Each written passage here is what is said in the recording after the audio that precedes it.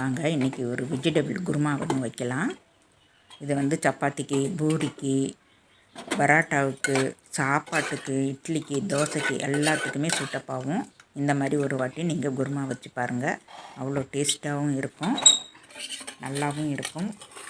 நம்ம சட்னி, சாம்பார் வேறு எதுவுமே நமக்கு தேவைப்படாது. இந்த குருமா இருந்தாவே அவ்வளோ நல்லா இருக்கும். நமக்கு எவ்வளோ சாப்பிட்றோன்றதே தெரியாது, அந்த அளவுக்கு நல்லா இருக்கும். நீங்கள் செஞ்சு பார்த்துட்டு எப்படி வந்தது, எப்படி இருக்குன்றதை கமெண்ட் பாக்ஸில் சொல்லுங்கள். வாங்க வீடியோக்குள்ளே போகலாம். வீடியோக்குள்ளே வர்றவங்க சப்ஸ்கிரைபர் பண்ணிவிட்டு வாங்க. நான் வந்து அடுப்பில் ஒரு குக்கர் வச்சுருக்கேன். குக்கரில் எண்ணெய் ஊற்றிருக்கேன். ஒரு 3 டேபிள் ஸ்பூனு எண்ணெய் விட்டுக்கலாம். சமையல் எண்ணெய் தான் விட்டுருக்கேன். அதில் ஒரு 3 கிராம்பு, ஒரு சின்ன துண்டு பட்டை, அவ்வளோதான் போட்டிருக்கேன் மசாலு. வேறு எதுவும் இதுக்கு வாசனைக்கு தேவைப்படாது இந்த குருமாவுக்கு. அது வந்து கொஞ்சம் பொரியட்டும். பொரிஞ்சதும் ஒரு 2 வெங்காயம், மீடியம் சைஸ் வெங்காயம் 2 நான் பொடியாக கட் பண்ணி வச்சுருக்கேன். அதையும் நான் எண்ணெயிலே போட்டுக்கிறேன். நல்லா வெங்காயம் வந்து நல்லா வதங்கி வரணும்.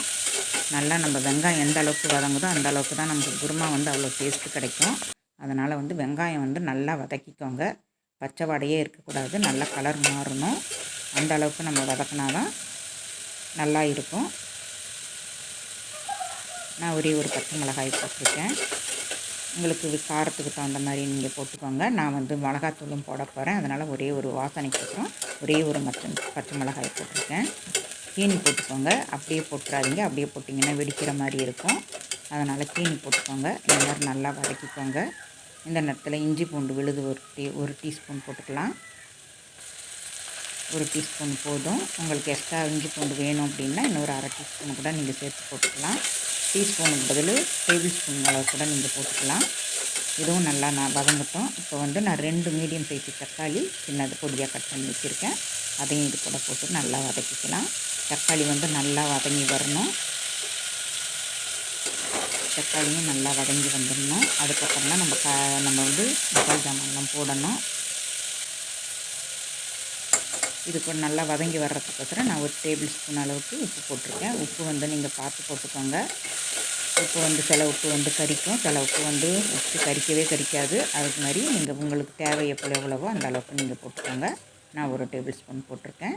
இந்த அளவுக்கு நல்லா வதங்கி வரணும். நல்லா வதக்கணும். வெங்காயம், தக்காளி எல்லாமே வதக்கணும். இப்போ வந்து நான் தனி மிளகாய் தூள் 1 டீஸ்பூன் போட்டுக்கிறேன்.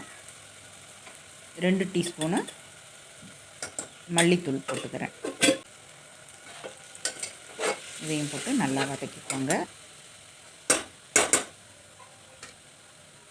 கொஞ்சமாக தண்ணி விட்டுக்கோங்க, இல்லைன்னா நமக்கு நிறையா எண்ணெய் தேவைப்படுற மாதிரி இருக்கும். கொஞ்சமாக ஒரு 2 டீஸ்பூன் அளவுக்கு நீங்கள் தண்ணி விட்டு நல்லா வதக்கிக்கோங்க. அப்போ தான் வந்து மிளகாத்தூள் வந்து கருகிடாது, அடியும் பிடிக்காது. நல்லா இந்த மாதிரி கொஞ்சம் ஒரு 2 டீஸ்பூன் அளவுக்கு நம்ம தண்ணி விட்டு நல்லா வதக்கணும்னா நல்லா நமக்கு குழஞ்சி வரும். நான் மஞ்சத்தூள் போட்டிருக்கேன், அது மிஸ் ஆகிட்டுருக்குது. மஞ்சத்தூள் வந்து ஒரு கால் டீஸ்பூன் போட்டுக்கோங்க. நான் மஞ்சத்தூள் போட்டு தான் இருக்கேன். இப்போ வந்து 2 கேரட்டு நான் பொடியாக கட் பண்ணியிருக்கேன். ஒரு கைப்பிடி அளவுக்கு பீன்ஸ் பொடியாக கட் பண்ணி போட்டிருக்கேன். ஒரே ஒரு உருளைக்கிழங்கையும் சின்னதாக கட் பண்ணி போட்டிருக்கேன். எல்லாமே சின்னதாக நைஸாகவே கட் பண்ணி போட்டுக்கோங்க. ரொம்ப தடிமமாக நீங்கள் வந்து கட் பண்ணிடாதீங்க. நல்லா கலந்து விட்டுக்கோங்க. ஒரு 2 நிமிஷம் நல்லா பிரட்டி விட்டுக்கோங்க. 2 நிமிஷம் நல்லா பிரட்டி விட்டுட்டு நான் 2 கப் அளவுக்கு நான் தண்ணி விட்டுருக்கேன். தண்ணி நிறையா விட வேண்டாம், நீங்கள் 2 கப் அளவுக்கு விட்டால் போதும். அப்போ தான் நமக்கு குருமா வந்து அந்த டேஸ்ட்டு கிடைக்கும். இந்த காய்கறிகளுக்கு இந்த வெங்காயம் தக்காளிக்கு வந்து நான் 2 டேபிள் ஸ்பூன் தான் போட்டுருக்கேன். அந்த அளவுக்கு நீங்களும் போட்டுக்கோங்க. நல்லா தண்ணி விட்டுட்டு நல்லா கலந்து விட்டுக்கோங்க. இந்த நேரத்தில் நம்ம உப்பெல்லாம் சரியாக இருக்குதா அப்படின்றதையும் செக் பண்ணிக்கலாம். உப்பு எனக்கு கரெக்டாக இருக்குது. இப்போ நல்லா கொதி வருது பாருங்கள், நல்லா கொதிக்குது. இந்த நேரத்தில் நம்ம வந்து குக்கர் மூடி போட்டு நம்ம மீடியம் சைஸில் வச்சுக்கணும். அடுப்பை மீடியமாக வச்சுக்கோங்க, ரொம்ப ஹையில் வேண்டாம். ஹையில் வச்சிங்க அப்படின்னாக்கா மேலெல்லாம் பொங்கி வந்துடும். என்கிட்ட காஞ்ச கருவேப்பிலை இருக்குது, அதனால தான் நான் தாளிப்பு கூட போடலை. நான் குழம்பு கொதிக்கும்போது நான் போட்டிருக்கேன். குருமா கொதிக்கும்போது ஒரு கைப்பிடி அளவுக்கு நான் கருவேப்பிலையை போட்டிருக்கேன். அதையும் போட்டு நல்லா கொதிக்கட்டும். இப்போ பாருங்கள், ஸ்டவ்வை வந்து நான் சிம்மில் வச்சுட்டேன். சிம்மில் வச்சுட்டு குக்கர் மூடி போட்டு வெயிட் வச்சுட்டேன். இதில் வந்து எனக்கு ஒரு விசில் விட்டால், ஒரு விசில் வந்துச்சுன்னா எனக்கு போதும். உங்கள் குக்கர் எப்படி இருக்குன்றதை பார்த்துக்கிட்டு நீங்கள் வச்சுக்கோங்க. நான் ஒரு விசிலில் எடுத்திருக்கேன். சிம்மில் வச்சு ஒரு விசில் தான் எடுத்திருக்கேன். இப்போ நல்லா வெந்திருக்குது. மறுபடியும் நான் அடுப்பு பற்ற வச்சுருக்கிறேன் பாருங்கள். ஓப்பன் பண்ணி காட்டுறேன் பாருங்கள் எப்படி இருக்குதுன்ட்டு. நல்லாவே வெந்திருக்குது. இந்த அளவுக்கு வெந்து ஆகணும். இப்போ நான் மறுபடியும் அடுப்பு பற்ற வச்சுட்டு இப்போ நான் வந்து இந்த காய்ங்களை அந்த கரண்டியாலேயே மசிச்சு விட்டுக்கிறேன். நிறையா மசிச்சிடாதீங்க, ஒன்றும் பாதியமாக மசிச்சு விட்டுக்கோங்க. ஏன்னா குக்கரில் வெந்தது ரொம்ப கஞ்சி மாதிரி ஆகிடும். நான் ஒரு அரை தேங்காய் மூடி அரைச்சிருக்கேன். இது கூட நான் வேறு எதுவும் போடல, பெருஞ்சீரகமெல்லாம் நான் போடலை. வெறும் தேங்காய் மட்டும் போட்டு அரை மூடி அளவுக்கு தேங்காய் எடுத்து நல்லா அரைச்சி எடுத்துருக்கேன். நல்லா மைய அரைச்சி அதில் ஊற்றிக்கோங்க.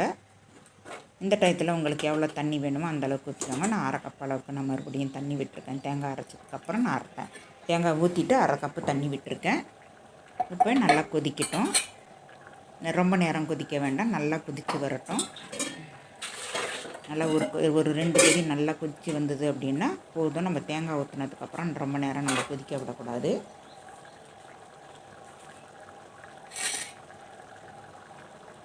இந்த நேரத்தில் ஒரு கைப்பிடி அளவுக்கு கொத்தமல்லி போட்டுக்கலாம். நல்லா கலந்து விட்டுக்கோங்க. கலந்து விட்டுட்டு ஒரு கைப்பிடி அளவுக்கு கொத்தமல்லி போட்டுக்கலாம். பொடியாக கட் பண்ணி போட்டுக்கோங்க கொத்தமல்லியை.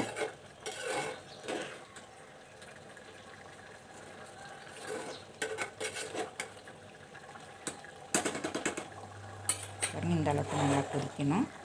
இப்போ வந்து நம்ம ஸ்டவ் ஆஃப் பண்ணிடலாம். ஸ்டவ் ஆஃப் பண்ணிவிட்டு நமக்கு ஒரு கைப்பிடி அளவுக்கு கொத்தமல்லி போட்டுக்கலாம். ஸ்டவ் ஆஃப் பண்ணிகிட்டே போட்டுக்கோங்க. ஸ்டவ் எரிய வேண்டாம். அப்போ தான் அந்த கொத்தமல்லியில் இருக்கிற வாசமெல்லாம் நமக்கு நல்லா வந்து இறங்கி வரும். ஸ்டவ் ஆஃப் பண்ணிவிட்டு இப்போ மறுபடியும் கொத்தமல்லி போட்டுட்டு நம்ம மூடி போட்டுடலாம். மூடி போட்டுட்டு நான் இப்போ வந்து இன்றைக்கி சப்பாத்தி தான் செய்ய போகிறேன். நான் சப்பாத்தி செஞ்சுட்டு நான் காட்டுறேன் பாருங்கள்.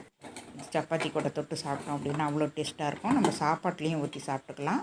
நான் சப்பாத்தி செஞ்சுட்டேன். இப்போ வந்து நான் வேறு பாத்திரத்துக்கு மாற்றிக்கிறேன். இந்த குருமா வந்து வேறு பாத்திரத்தில் நான் மாற்றி எடுத்துக்கிறேன். பாருங்கள் எவ்வளோ திக்காகிடுச்சு அப்படின்ட்டு. தேங்காய் ஊற்றினாவே நமக்கு திக்காகிடும். அதனால் தேங்காய் ஊற்றிட்டு ரொம்ப நேரம் நம்ம வந்து கொதிக்க வைக்கக்கூடாது. இப்போ நான் வேறு பாத்திரத்தில் மாற்றிட்டேன். இப்போ சப்பாத்தி கூட வச்சு சாப்பிட்டுக்கலாம். இது வந்து இட்லி, தோசை, சப்பாத்தி, பூரி, பரோட்டா எல்லாத்துக்குமே இது இந்த மாதிரி குருமா வந்து நல்லா டேஸ்ட்டாக இருக்கும். நீங்களும் ஒரு வாட்டி செஞ்சு பாருங்கள். செஞ்சு பார்த்துட்டு எப்படி வந்ததுன்றதையும் கமெண்ட் பாக்ஸில் சொல்லுங்கள். இந்த டேஸ்ட் உங்களுக்கு பிடிச்சிருக்குதான்றதையும் கமெண்ட் பாக்ஸில் சொல்லுங்கள். வாங்க சாப்பிட்லாம். நான் சப்பாத்தி கூட தான் இன்றைக்கி வச்சு சாப்பிட போகிறேன்.